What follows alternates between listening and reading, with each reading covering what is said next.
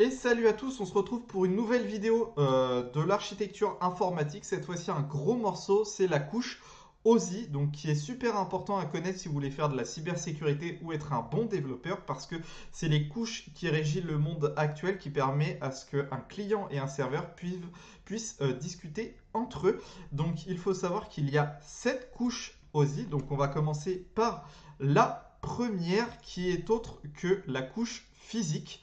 Donc la première couche comme ceci. Oula, on va faire un truc un peu mieux. Non, toujours pas. Comme ceci, la couche physique qui permet de transporter de la donnée physiquement. Donc ça va être les câbles de fibre optique, les câbles Ethernet ou tous les genres de ce truc-là. Ensuite, la deuxième couche qui s'appelle la liaison de données.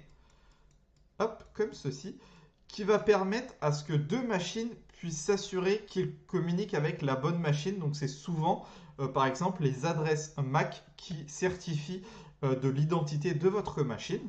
Ensuite, la troisième couche, qui est la couche réseau. Hop, comme ceci, AU. Donc la troisième couche réseau, ça c'est par exemple le routage, ça vous permet de donner l'adresse à laquelle la machine vous voulez aller. Donc c'est par exemple une adresse IP qui va vous permettre de faire le routage pour aller à la bonne machine. Ensuite, la quatrième couche qui est la couche de transport.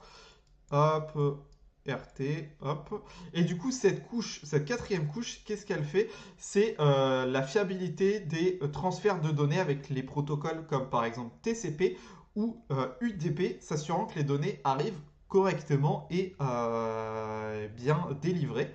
Ensuite, la cinquième couche, là on commence à revenir dans le vif du sujet, c'est la couche session. Donc comme son nom l'indique, je pense que vous avez compris, ça permet d'établir une session, donc de gérer les connexions entre les applications, les clients et les serveurs.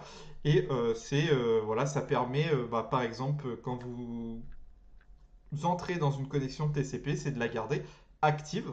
Donc ensuite, la sixième couche, c'est la couche présentation. Et donc, à quoi elle sert? C'est la couche qui permet à rendre concrètes les informations. Donc, c'est par exemple du HTML ou par exemple des JPEG, des MP3, et ça permet aussi bien de la crypter que de la compresser et de rendre l'information lisible par un humain. Et ensuite, il y a la couche application. Hop, la dernière couche, la septième. Et c'est là où en fait, les utilisateurs interagissent directement. Donc ça peut être les DNS, les protocoles HTTP, la navigation web au sens plus large, les messageries, etc., etc. Donc voilà les 7 couches à savoir par cœur parce que ça on le demande très très souvent. Et j'ai bien sûr un diagramme bien plus propre, bien plus clair et avec des exemples sur toutes ces 7 couches OSI qui sont importantes, encore une fois, je le redis, de connaître par cœur en entretien. Et j'espère que vous avez aimé cette vidéo sur les architectures du monde du web ou plus généralement de l'informatique. Si vous voulez plus de vidéos comme celle-ci, n'hésitez pas à liker et à vous abonner.